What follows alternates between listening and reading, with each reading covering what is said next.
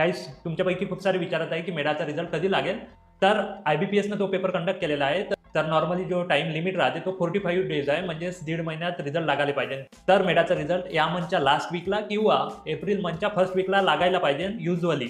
जर सगळं ठीक राहिलं तर या टाइम फ्रेममध्ये मेडाचा रिझल्ट लागून जाणार.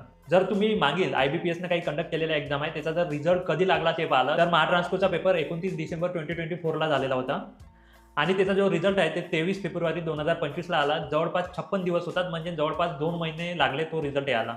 अजून त्याच्या आधी जर गेलो आपण तर महाजनकोची जी एक्झाम आहे ते जवळपास 27 एप्रिल 2023ला झालेली होती. रिझल्ट आहे ना तो 11 ऑगस्ट 2023ला आलेला होता. तर जवळपास 3.5 महिने लागलेले होते महाजनकोचा रिझल्ट यायला. तर रिझल्ट येईपर्यंत तुम्ही आणखी काही एक्झाम चालू आहे, जसं MMRDA आहे, NMMC आहे, HPCL आहे, त्या एक्झामवर फोकस करा आणि SSC JEE 2026 पण येणार आहे, त्याच्यावर फोकस करा. आणि जर तुमचं मेडामध्ये सिलेक्शन झालं आणि तुम्हाला मेडामध्ये जॉईन करायचं असलं तर तुम्ही तुमचा अभ्यास थांबवू शकता, पण आता थांबू नका.